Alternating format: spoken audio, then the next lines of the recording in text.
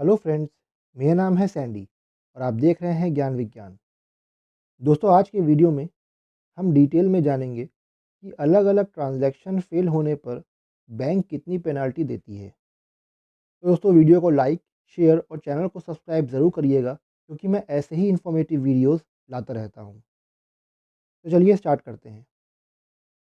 दोस्तों, reserve bank of India RBI ने एक सर्कुलर जारी किया था जिसके मुताबिक अगर कोई ग्राहक अपने खाते से ट्रांजैक्शन करता है जो बाद में किसी वजह से फेल हो जाता है, जिसमें पैसा ग्राहक के खाते से कट जाता है लेकिन बेनिफिशियरी के खाते में पहुंचता नहीं है, तो बैंक को कट चुके पैसे को टर्न अराउंड टाइम टीएटी मतलब निर्धारित समय सीमा में रिवर्स करना होगा।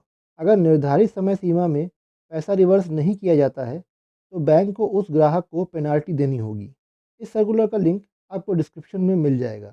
आइए पहले जानते हैं कि आरबीआई को ऐसा आदेश करने की ज़रूरत ही क्यों पड़ी। दोस्तों, ग्राहकों के खाते से किए गए लेन देन कई कारणों से विफल हो जाते थे, जिन कारणों का ग्राहक से कोई लेना देना नहीं होता था, जैसे वेबसाइट के लिंक का ना चलना, एटीएम में कैश ना होना, ऑनलाइन ट्रांजैक्शन के दौरान सेशन टाइम आउट हो जाना या किसी और कारण से बेनिफिशियरी के खाते में पैसा जमा ना हो पाना।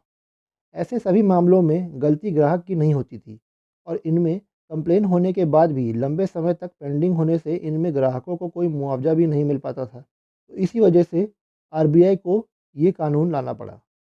आइए रिवर्सल और कॉम्पेंसेशन के लिए टर्न अराउंड टाइम टीएटी को किन केसेस में लागू किया है जानते हैं। जब ग्राहक ने अपने खाते से कोई ट्रांसफ़र ट्रांज़ैक्शन किया हो, जिसमें पैसा तो खाते से कट गया हो, लेकिन बेनिफिशियरी के खाते में पहुँचा ना हो और अगर ट्रांज़ैक्शन ग्राहक के बैंक की ही देरी की वजह से नहीं हो सका हो, तो इन दोनों केसेस में टीएटी लागू होगा।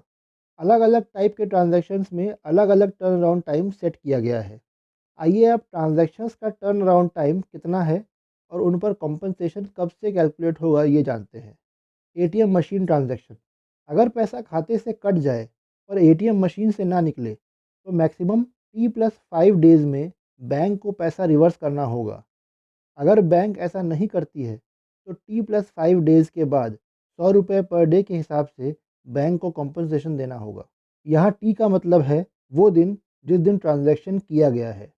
अब जैसे आपने एटीएम का ट्रांजैक्शन 1 तारीख को किया, 1 जनवरी को, पैसा नहीं निकला लेकिन खाते से पैसा कट गया, तो T+5 डेज़ यानी कि 6 तारीख तक बैंक को पैसा रिवर्स कर देना होगा आपके खाते में। अगर बैंक ने ऑटोमेटिकली यानी बिना आपके एप्लीकेशन दिए ही यानी बैंक ने ऑटोमेटिकली अगर 6 तारीख तक पैसा आपके खाते में रिवर्स कर दिया तब तो कोई दिक्कत नहीं है। अगर 6 तारीख तक पैसा बैंक ने रिवर्स नहीं किया तो उसके बाद जितने भी दिन डिले होंगे 6 तारीख के बाद से पर डे का ₹100 बैंक को आपको पेनल्टी देनी होगी। Card transaction. कार्ड से कार्ड में ट्रांसफ़र के केस में मैक्सिमम T+1 डे, पीओएस के ट्रांज़ैक्शंस और ई-कॉमर्स के ट्रांज़ैक्शन में मैक्सिमम T+5 डेज़ में पैसा रिवर्स करना होगा। इसमें भी ₹100 पर डे के हिसाब से बैंक को कॉम्पनसेशन देना होगा।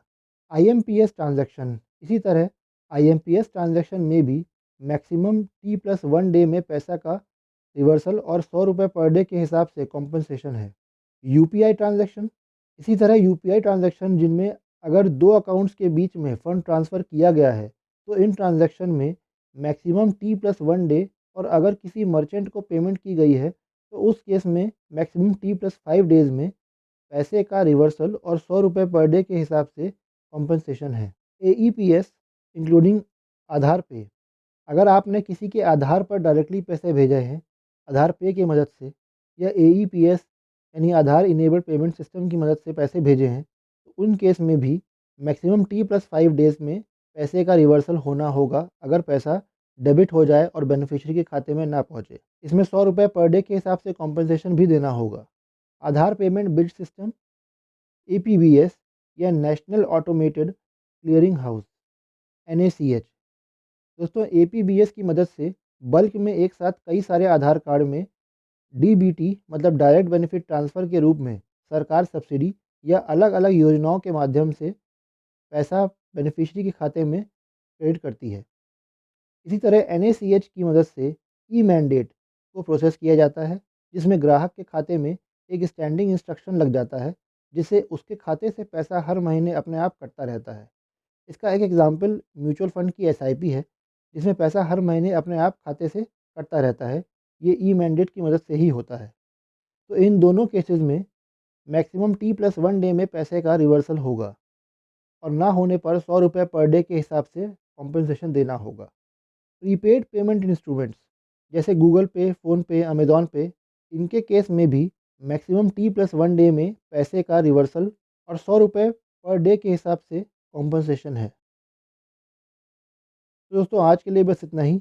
आज की वीडियो में आपने जाना कि अलग-अलग ट्रांज़ैक्शन फ़ेल होने पर बैंक कितनी पेनल्टी देती है।